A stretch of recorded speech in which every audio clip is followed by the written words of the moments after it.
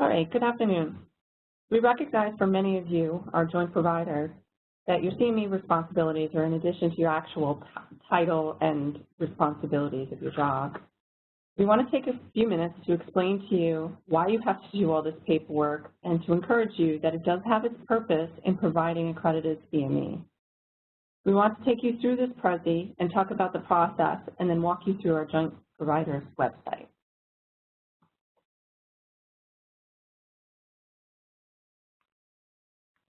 All right, so the process we go through is not mandated by us alone, nor by the Medical Society of the State of New York, but nationally by the HCCME and AMA.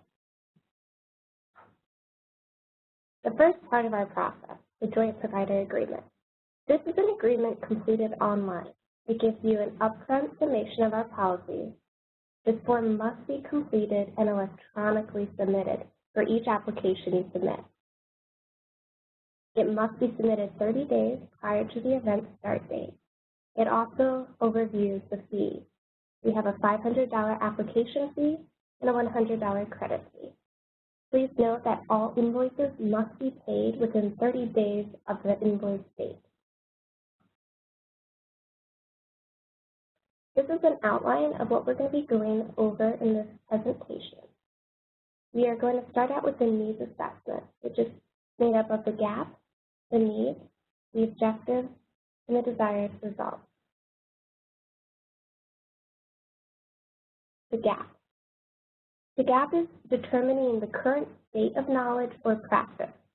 To help you figure this out, some questions to ask are, what is the difference between the actual, what is, and the ideal, what should be, in regards to performance and or patient outcomes?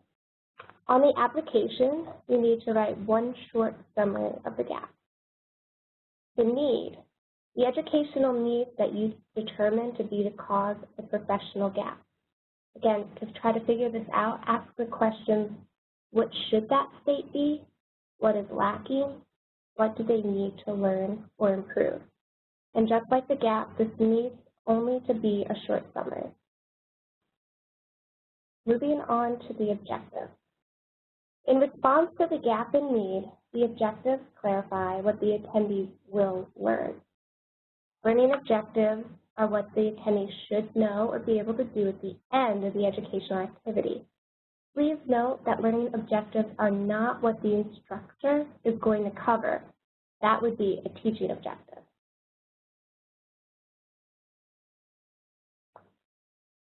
To help you better write objectives, keep these three questions in mind. What should the learner be able to do? Under what conditions? How well? The objective should always answer the first question, and they answer the next two, but do not have to at all times.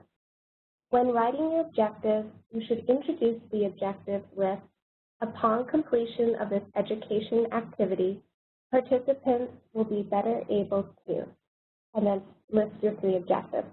So for example, you would write, upon completion of this education activity, participants will be better able to, 1, diagnose PCOS in an academic manner, 2, evaluate all the medical comorbidities in PCOS in an evidence-based fashion, and 3, determine, based on evidence, the best course of treatment for patients with PCOS who are trying but unable to conceive.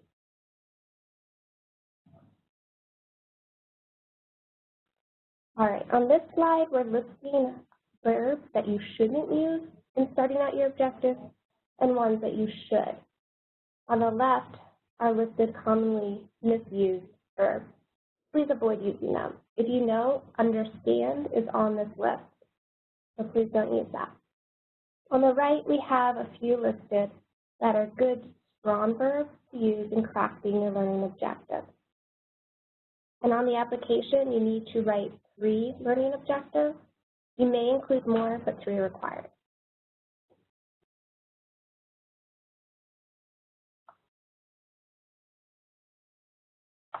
All right, now we're going to move on to the desired results.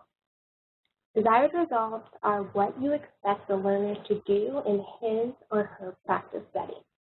So to help you figure this out, ask how will the information presented impact the clinical practice and or behavior of the learner? Indicate how this change could be reasonably measured. And on the application, you need to write one short summary of this. That concludes our Look at the Needs assessment. We're going to move on and look at the evaluation.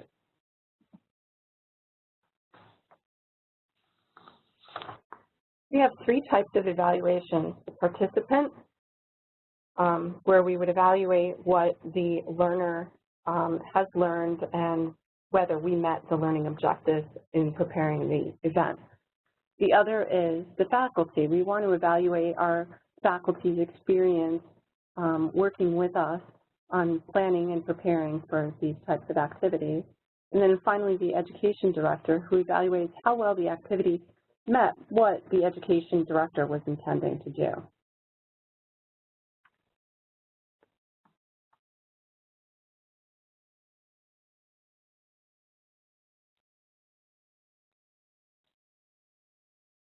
On our evaluations, everything that is marked in red is to highlight for you what you need to put in to make it specific to your event.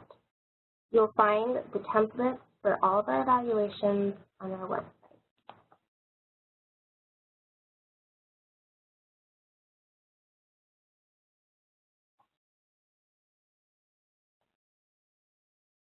For our faculty evaluation, you need to make sure that each faculty has their own evaluation to fill out. Again, everything in red is what you need to change.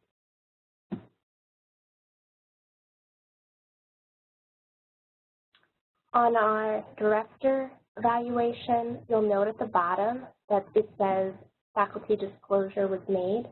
This is just to remind you that all disclosures for planners and faculty must be stated either verbally or in written form to the attendees at each event. Even if there's nothing to disclose, that must be stated. Now we're going to move on to speaker qualifications.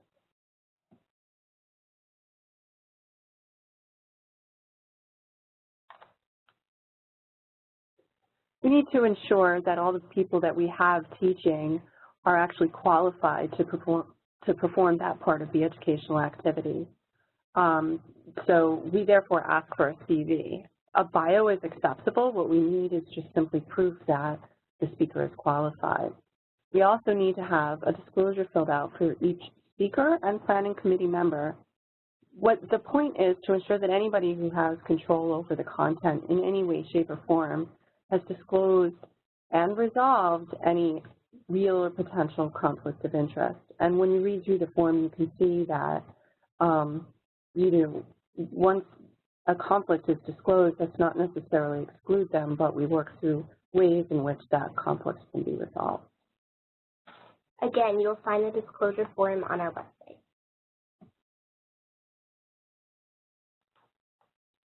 All right.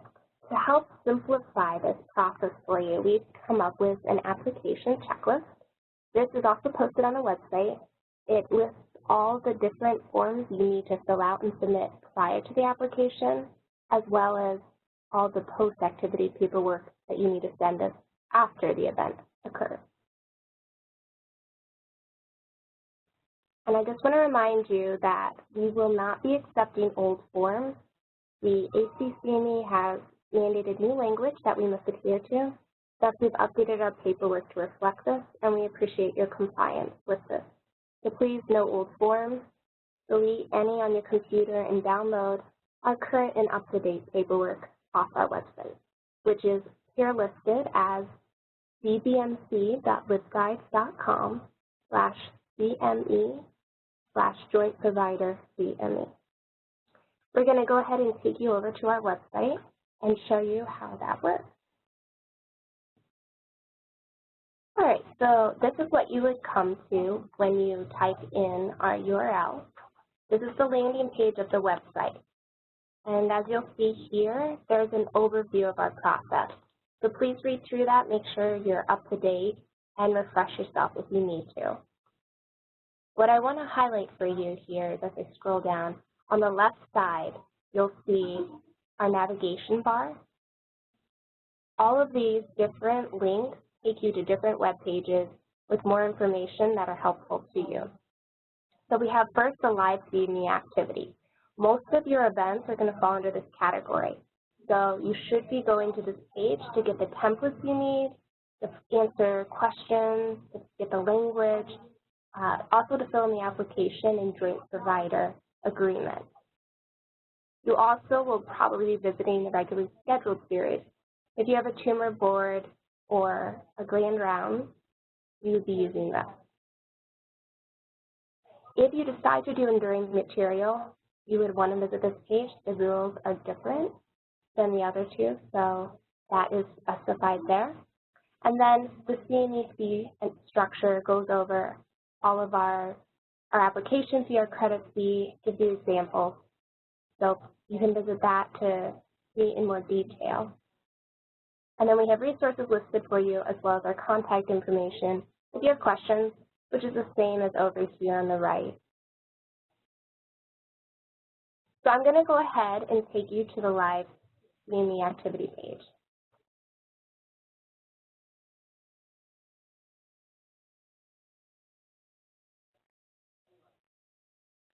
It's loading still.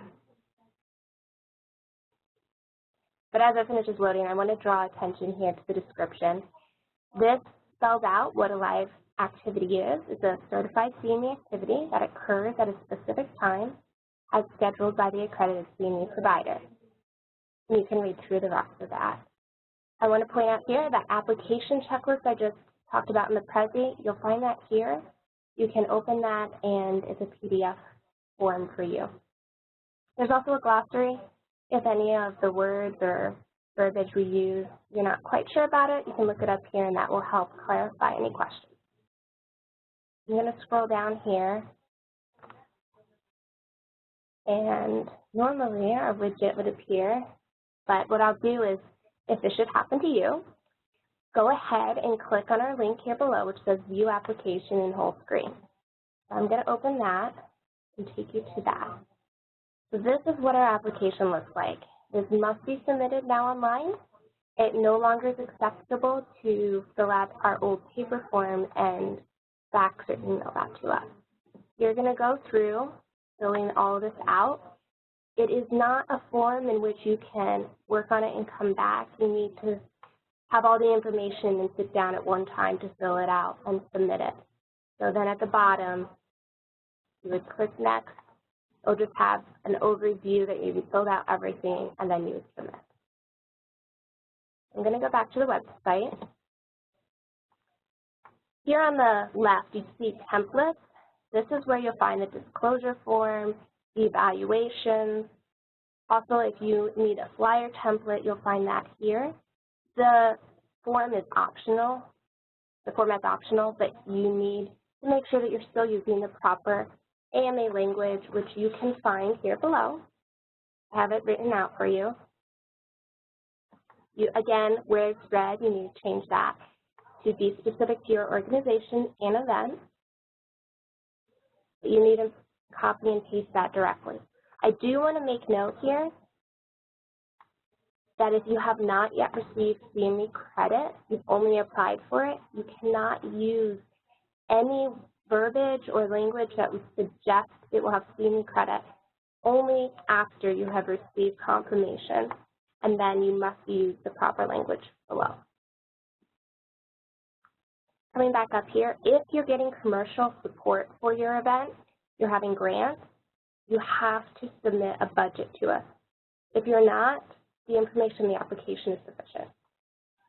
We're talking about commercial support. We have here a link to the full ACCME standards. You'll want to take a look at that. We do have it summarized here for you just to look over, as well as information on the Sunshine Act in case you have questions about that. And then here you'll see, again, there should be the form to fill out, but this is the joint provider agreement. You do have it in a Word document here for you to print out for your own reference, but it must be submitted on the website, which will be there. So I'm going to take you now to the regularly scheduled series. You can, again, go here on the side and click it, or you can go up to the tab at the top. This looks very similar to the live activity page because usually RSSs are actually live events. They just occur daily, weekly, monthly, or quarterly, and they are all put on one application. So if you're doing an annual reapplication for a Team of Four or Grand Round, this is what you're going to be doing. You're going to be submitting a regularly scheduled series, or an RSS. That means one application fee, but you pay a credit fee for each credit of each actual activity. So again, you'll find the disclosures and evaluations and the flyer to the left. Here, it loaded, so you see the widget for filling out our application. And again, you can make it full screen if you would like to have it larger. And here is the joint provider agreement. You would type in your organization's name, read through our policies, and then at the end you would submit it.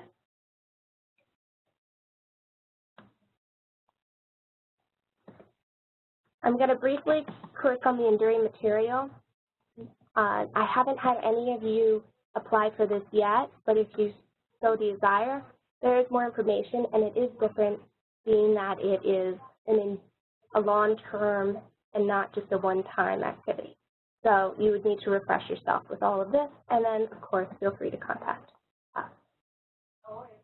So now, last year, or this year, we changed our fee schedule to now being a $500 application fee plus a $100 credit fee. And we have examples here. So if you're unsure of what it would look like for your activity, we have it broken down by live activities of a one-time presentation or a teaching day. We also have it broken down for our regularly scheduled series. And we show how it's actually more cost-effective to apply annually because you're only paying a one-time application fee of $500 instead of doing it each time you have an activity. So instead of paying $6,000 for 10, you end up paying only $1,500. So annual application is more cost-effective, and we highly encourage you to do that at this time. Please note that our application fees are non-refundable. They're application fees. Whether you get approved or not, you must pay that. The credit fee is also non-refundable, whether or not the activity happens or not. If you get approved for those credits, you pay for them. And also the invoices, again, must be paid within 30 days. And then we have our resource page, which are a variety of links that will take you to society and organization web pages, other resources that may be helpful for you. So when you have a moment, look through them and see if there's anything that might help you. And then we have our contact page. So this concludes our tutorial on our Vassar Brothers CME joint providership process. Let us know if you have any questions.